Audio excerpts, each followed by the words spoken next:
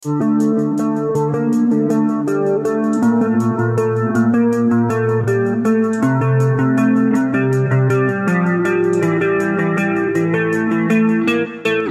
kawan-kawan semua, gimana kabarnya? Baik, semoga kalian beserta keluarga selalu dalam keadaan sehat walafiat serta diberikan umur dan rezeki yang berkah. Kali ini saya akan mengungkap seluruh alur cerita film yang berjudul The Protect 2021. Film ini disutradarai oleh Martin Campbell dan dibintangi oleh Samuel sebagai Moody, Maggie Q sebagai Anna, menceritakan tentang seorang anak angkat yang dididik oleh pembunuh bayaran terbaik dunia pada masanya. Jadi tidak perlu berlama-lama, berikut alur cerita filmnya.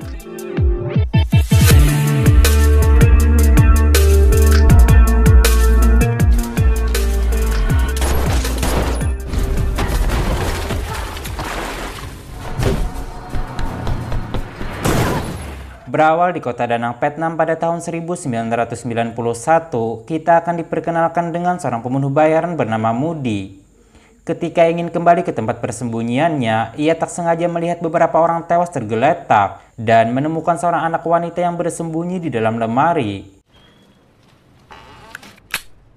Anak ini bernama Anna, di mana ia nampak ketakutan karena telah membunuh para penjahat itu, yang diketahui telah menculiknya dan membunuh keluarganya. Moody yang paham dengan kondisi ini pun berusaha menenangkan Anna dan mengajaknya untuk pergi.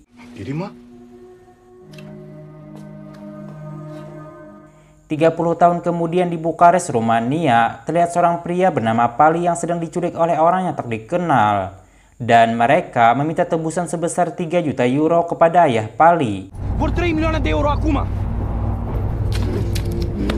Mengetahui itu, ayah Pali lalu mengirim beberapa orang anak buahnya untuk pergi ke pertemuan, sehingga bisa dipastikan bahwa ayah Pali bukanlah orang yang sembarangan.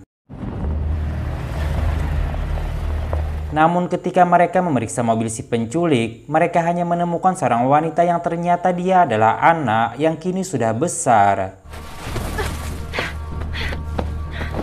Setelah dipastikan aman, mereka lalu membawa Anna untuk bertemu dengan ayah Pali yang bernama Don. Di sini, Don mengatakan bahwa dia sudah menyiapkan uang yang mereka mau, dan dia mengancam akan mengambil uang itu kembali jika sudah mendapatkan anaknya. Namun Anna mengatakan kalau dia datang bukan untuk uang tersebut melainkan ingin membunuh Don. Setelah membunuh Don, Anna pun pergi dengan berjalan santai melewati para penjaga karena dari kejauhan sudah ada Moody yang membantunya dengan sniper.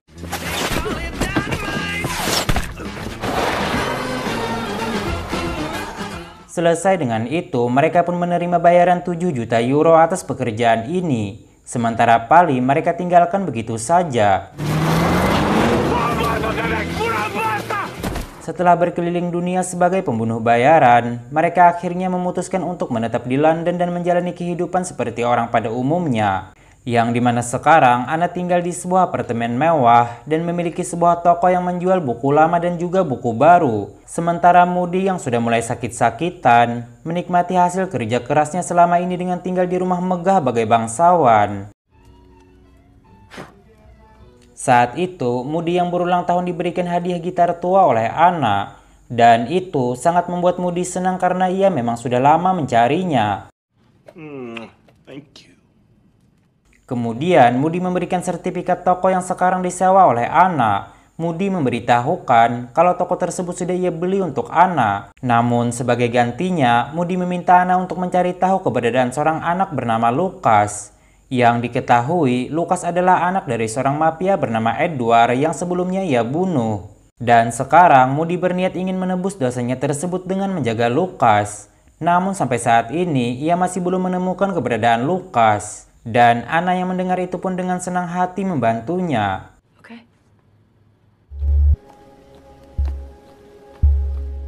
Keesokan harinya, Anna pergi menemui sahabatnya yang bernama Benny dan memintanya untuk melacak keberadaan Lucas. Ketika kembali ke tokonya, Anna kedatangan seorang pria bernama Michael yang ingin mencari sebuah buku cetakan pertama. Namun ternyata itu hanyalah akal-akalannya saja yang ingin berkenalan dengan Anna. Yang kemudian Michael pun memberikan nomor teleponnya dan berharap Anna mau menghubunginya.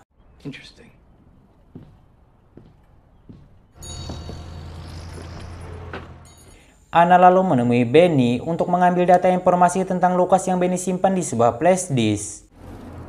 Everything else I have is online. Malam harinya, Anna pun pergi ke rumah Moody membawa flash disk tersebut. Namun ketika tiba di sana, ia malah mendapati Moody sudah tewas.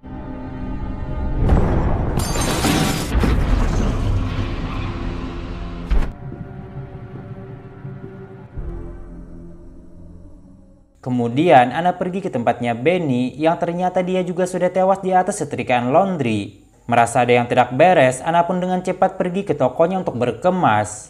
Namun di sana ia juga diserang oleh dua orang bersenjata yang mencoba membunuhnya.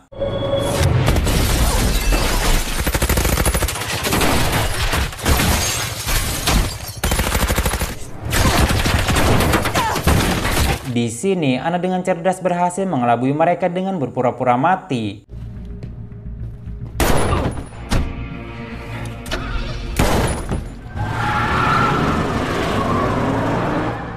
Keesokan harinya, terlihat Anna yang berada di warnet memeriksa isi flash disk yang Benny berikan sebelumnya.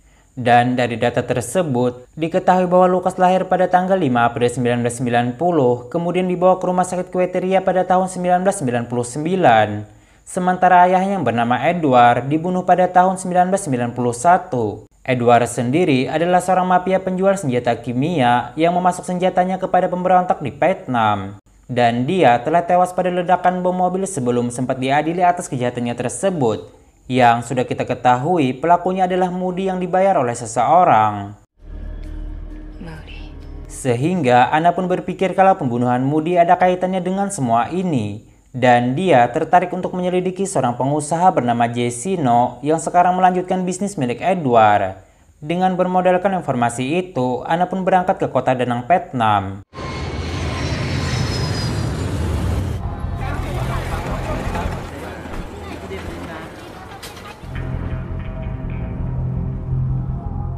Pada pagi hari yang cerah, terlihat segerombolan geng motor yang dipimpin oleh seorang pria bernama Billy, yang kemudian mereka dikagetkan dengan seorang pengendara yang menerobos di tengah-tengah mereka.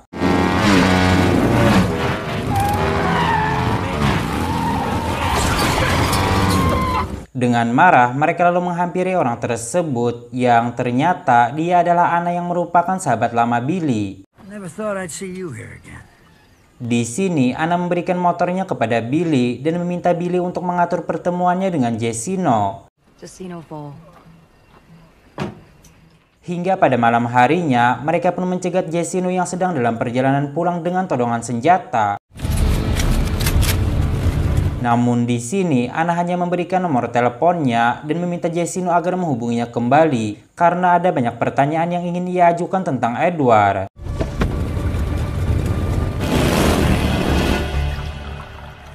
Beberapa hari kemudian, Anna pun mendapatkan telepon dari Jessino yang meminta Anna untuk datang langsung ke kantornya. Setelah melewati pemeriksaan, Anna lalu dibawa masuk ke ruangan Jessino yang ditemani pengacaranya bernama Duckweed. Di sini, Jessino menceritakan tentang perjalanan bisnisnya bersama Edward, dan dia bertanya mengapa Anna tertarik untuk mencari tahu seseorang yang sudah meninggal 30 tahun lalu. Anna pun mengatakan kalau bukan Edward yang ia cari melainkan anaknya yang bernama Lucas. Duckweed yang mendengar itu tiba-tiba saja langsung menembak Jessino dan menanyakan siapakah Anna sebenarnya. Namun tiba-tiba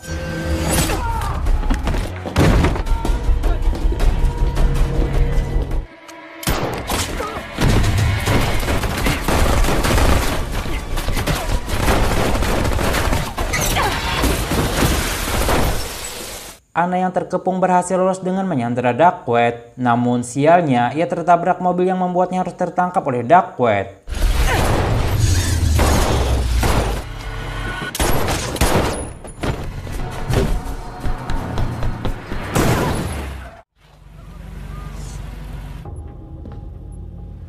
Duckweed lalu mengurung Anna di sebuah ruangan dan memaksanya memberitahukan apa motifnya mencari Lucas. Namun meski disiksa habis-habisan, Anna tetap saja bersikeras tidak mau buka mulut.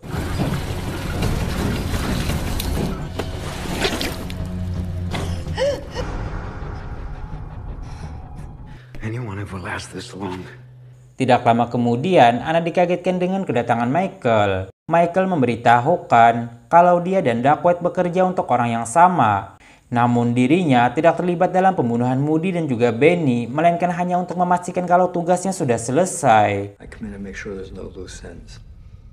Sorry about your friend Moody. Understand? Keluar dari sana, Michael lalu meminta Duckworth untuk berhenti menginterogasinya dengan cara kasar. Dan dia akan kembali lagi jika kondisi Anna sudah mulai membaik. We're clear-headed in the morning. Namun tidak lama setelah Michael pergi, Duckworth malah mengirim 3 anak buahnya untuk membunuh Anna. Untungnya, Anna berhasil menghajar mereka kemudian kabur dari sana.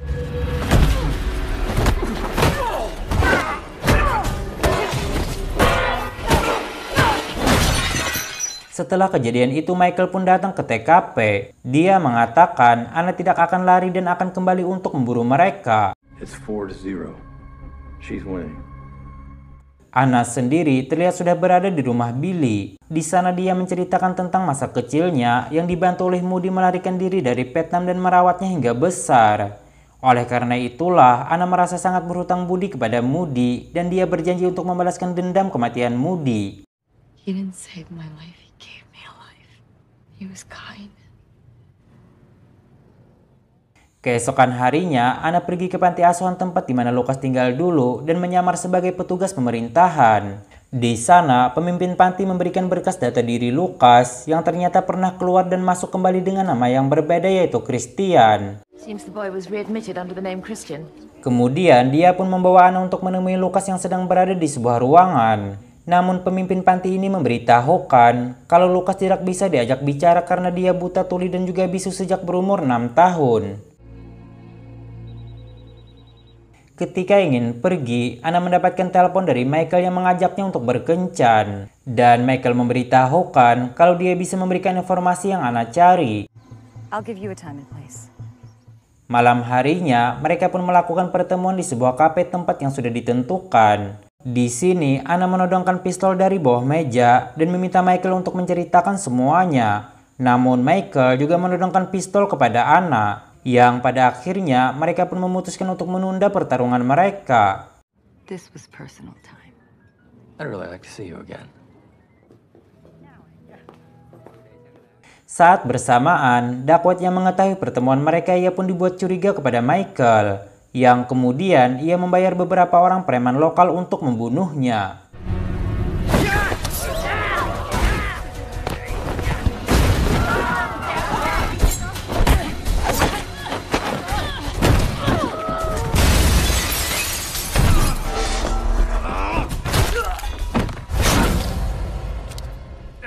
Di sisi lain, Anna mendatangi tempat tinggal Duckworth kemudian menginterogasinya dengan kasar.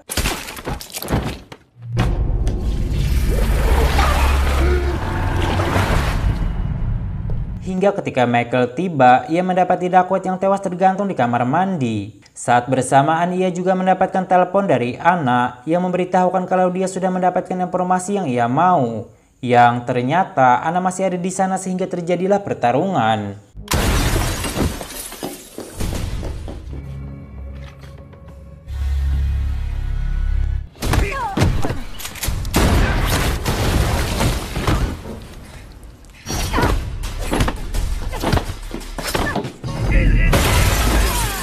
Mereka yang nampak saling menyukai memutuskan untuk melanjutkan pertarungannya di atas ranjang. Saat ingin pergi dari sini, Anna tiba-tiba saja ditembak oleh satu orang anak buah Duckworth. Beruntungnya ia diselamatkan oleh seorang pria misterius yang ternyata dia adalah Moody yang masih hidup. Melihat itu, Anna pun sangat dibuat kaget dan langsung memeluk Moody. Good to see you, kid. Grit your teeth. Sambil mengobati luka Anna, Moody menceritakan kalau dia telah memalsukan kematiannya dengan menembak wajah si pelaku yang ingin membunuhnya. For the authorities to think it was me. Have much of a face to begin with. You could always think on your feet anyway. Not so much tonight. Di lain tempat, terlihat Michael yang sedang berbincang-bincang dengan bosnya perihal Anna. Yang ternyata bosnya ini adalah Edward yang masih hidup. These guys have no idea who they're dealing with. Mengetahui bahaya yang akan menimpanya, Edward lalu meminta Michael untuk mengatur pengamanan yang super ketat. Karena mengingat dia akan mengadakan sebuah pesta besar dalam rangka penjamuan para orang kaya.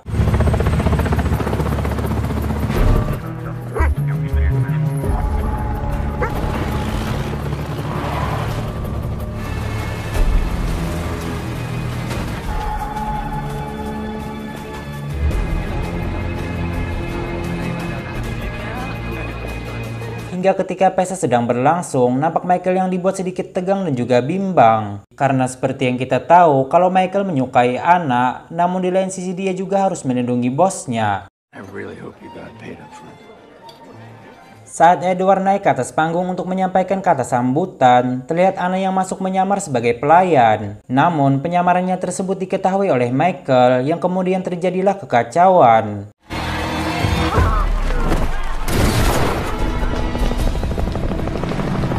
Anna yang berusaha kabur terus dikejar oleh Michael. Sementara Edward langsung mengamankan diri ke tempat persembunyian.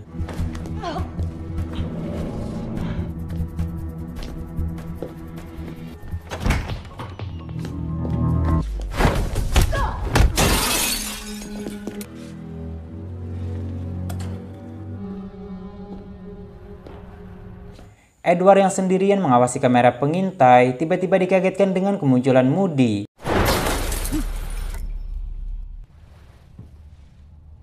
Di sini terungkap, ternyata dulu Edward pernah membayar Moody untuk membunuhnya dengan menggunakan orang lain sebagai korban. Yang dengan itu, semua orang akan menganggapnya sudah tewas dan dia akan terlepas dari hukuman penjara.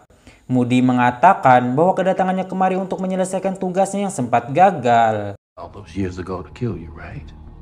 Sedangkan di luar, Michael berhasil menemukan Anna. Michael lalu bertanya mengapa Anna tidak menembak Edward. Yang padahal dia memiliki kesempatan untuk itu. Anna pun mengatakan kalau itu bukanlah rencana mereka. Yang ternyata Moody datang dengan membawa bom dan memutuskan untuk mati bersama Edward. Karena Moody berharap dosanya bisa diampuni dengan ini.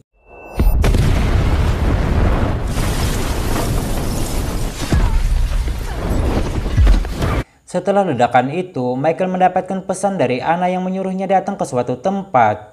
Sedangkan Anna yang terluka parah, ia lalu pergi ke tempat masa kecilnya dulu yang membuatnya kembali teringat dengan tragedi yang menimpa keluarganya, yang dimana ayah, ibu, dan adik-adiknya dibunuh tepat di depan matanya.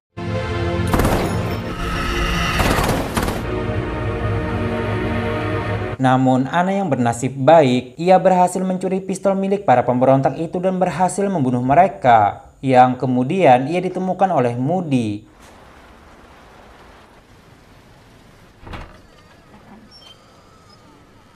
Tidak lama kemudian, Michael pun datang ke tempat ini. Anna mengatakan kalau dia sudah lelah dengan semua ini dan dia ingin hidup damai. Namun semua itu tidak bisa ia dapatkan jika Michael masih hidup. Sehingga terjadilah saling tembak di antara mereka.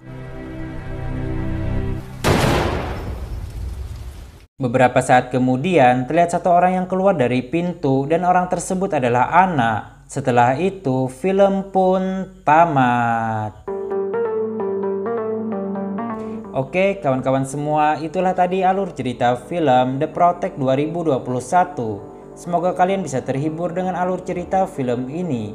Atas kesalahan dan kekurangan kami, mohon bisa dimaklumi. Saya pamit undur diri dan sampai jumpa di video selanjutnya.